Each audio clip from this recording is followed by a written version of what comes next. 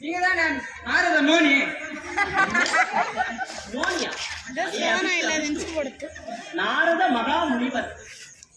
நாரத மகா முனிவர்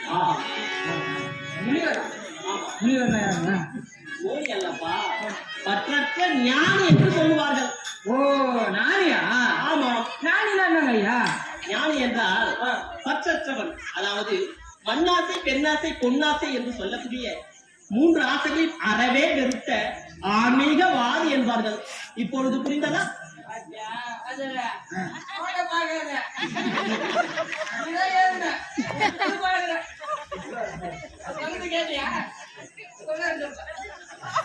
மண்ணாசை, பெண்ணாசை, பொன்னாசை இம்மூன்றையும் அறவே வெறுத்த ஆன்மீகவாதி என்று சொன்னேன்.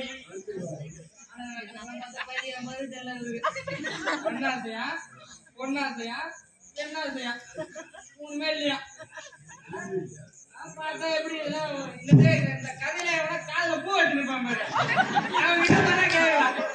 அடே அபிஷ்டு, என்னங்க ஐயா? அடே ஏகர் மொத்த 2 ஏக்கர் வச்சுக்கிறான், மலை கூட 2 ஏக்கர் வச்சுக்கிறான். அது நம்ம மணி யாருக்கு தெரியும்?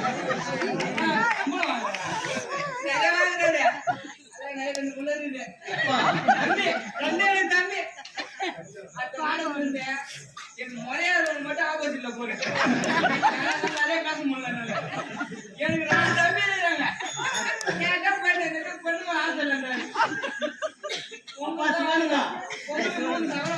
அப்பா சிவானந்தா, காதில் பூ வைத்திருப்பதை விட இந்த கதையை சொல்லு என்று கூறினாய். நீ என்ன செய்து வைத்துள்ளார்? காதில் பாத்தியா, நீங்களே பாருங்க, காதில் பூ வைத்துள்ளாரா இல்லையா? அப்ப நான் கூறியது தவறா?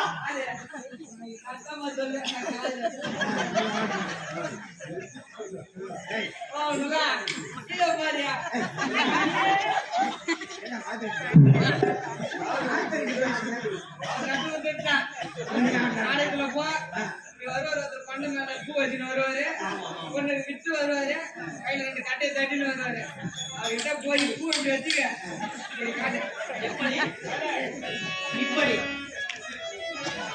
ஐயா நீங்க கட்டாட்டே நாடி கட்டத்த நாளியாட்டா இருக்கட்டும். ஆமாம், காதில் பூ வைப்பதை கேள்விப்பட்டிருக்கிறேன், தலையில் கூட பூ வைப்பதை கேள்விப்பட்டிருக்கிறேன். இது என்ன புதுவிதமாக இருக்கிறது?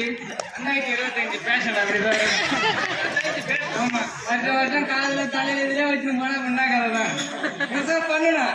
அம்பி மாடர்ன் கல்ச்சர் அம்பி 2025 கல்ச்சர் சொல்றேன்ல, அது என்ன இங்க இருந்து தொங்குது? பம்பு செட்டா? உங்களுக்கு இங்க இருந்து டெலிவரி ஆகி தண்ணி பாத்துருமா?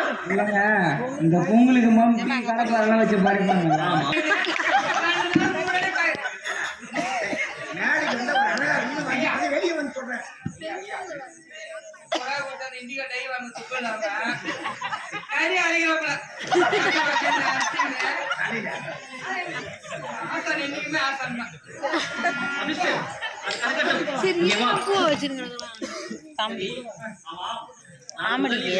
அந்த பகவானை தோத்திரம் செய்ய வேண்டும்.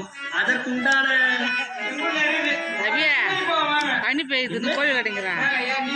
மூத்திரம் போகணும்னு சொன்னீங்க. பயலை நான் என்ன கூறினேன், நீங்க என்ன கூறுகிறீங்க? நீங்க என்ன சொன்னீங்க ஐயா? நீங்க அந்த பகவானை தோத்திரம் செய்ய வேண்டும். தோத்திரம் அல்ல, தோத்திரம் என்றால் அந்த பகவானை வழிபாடு செய்ய வேண்டும். அதற்குண்டான எடுத்துக்கொண்டு வா என்று என்ன பண்ண போறீங்க?